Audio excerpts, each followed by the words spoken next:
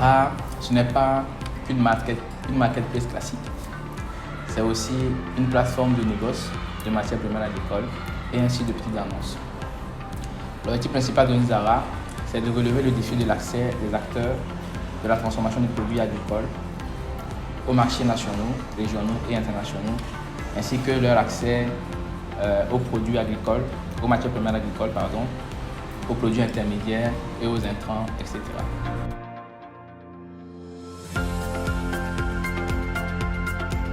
La marketplace Zara fonctionne selon 3 modes.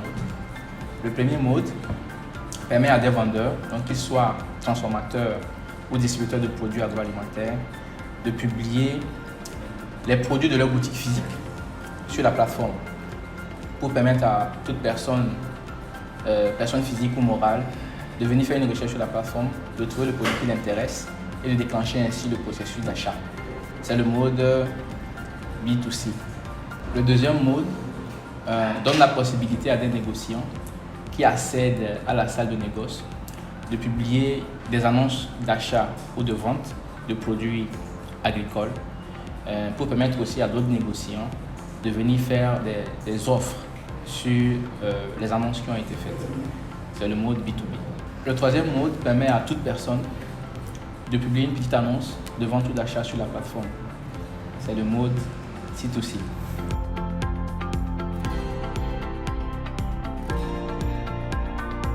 On peut résumer les différences de Zara par rapport aux autres marketplaces en 6 points principaux. Alors le premier point, c'est que Zara est une place de marché et de négoce dédiée exclusivement aux matières premières, aux intrants, aux matériels agricoles et aux produits agroalimentaires. Zara dispose également d'une équipe d'assistance à la création et à la gestion des boutiques et des commandes sur la plateforme. Une chose aussi est de savoir que sur Zara coexiste une place de marché classique, une marketplace classique, une place de négoce dédiée aux matières premières agricoles et un espace de petites annonces. Zara offre également la possibilité de pouvoir acheter les produits en gros et de réaliser de meilleurs bénéfices en les revendant en détail. Sur Zara, les paiements via Mobile Money peuvent se faire en 5 devises.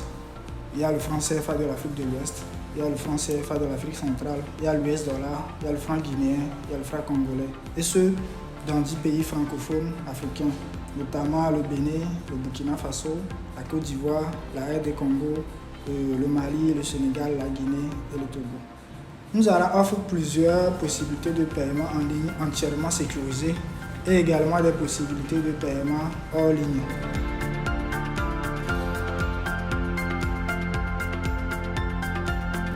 Zara a mis en place une politique de confidentialité et de protection des données personnelles.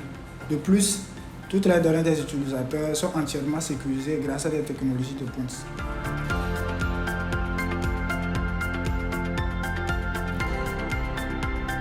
Pour ce qui concerne la vente de matières premières agricoles, Zara a mis en place un processus de vérification rigoureux.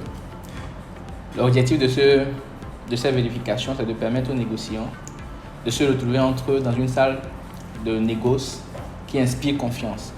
Parce que tous auront été vérifiés, leur document d'existence légale aura été approuvé au préalable par Zara. Pour ce qui concerne les produits agroalimentaires, Zara, sur la plateforme, approuve un certain nombre de vendeurs. Et ces vendeurs sont reconnaissables par le badge approuvé. Donc, pour ce qui concerne les vendeurs approuvés, les clients qui viennent sur la plateforme peuvent acheter et payer en ligne. Mais pour les vendeurs qui n'ont pas encore été approuvés par Zara, nous conseillons aux clients d'acheter mais de payer uniquement la livraison.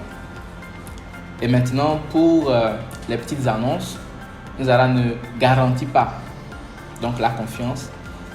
Il s'agira pour le client de prendre les mesures de vérification nécessaires avant de se lancer dans l'achat effectif des produits publiés par petite annonce.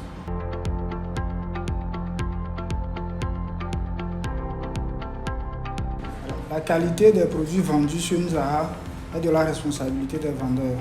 Toutefois, tous les vendeurs de la place de marché ou de la place de négoce sont liés à une politique de retour des produits défectueux et non conformes.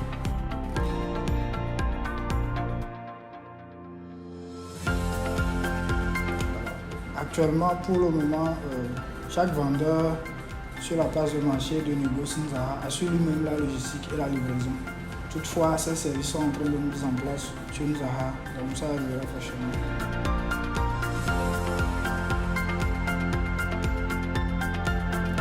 Nous ambitionnons à court terme de faire de Nzara un outil usuel pour les chaînes de valeur agricoles et les consommateurs au Togo.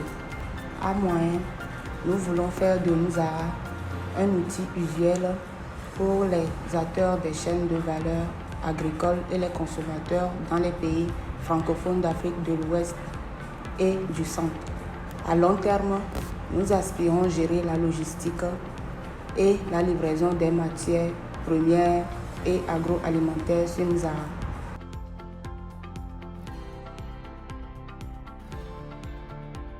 Développé et déployé depuis juillet 2019, Nzara ambitionne de devenir le marché panafricain de l'agroalimentaire grâce au digital, afin de contribuer à la mise en œuvre du projet de zone de libre-échange continentale africaine.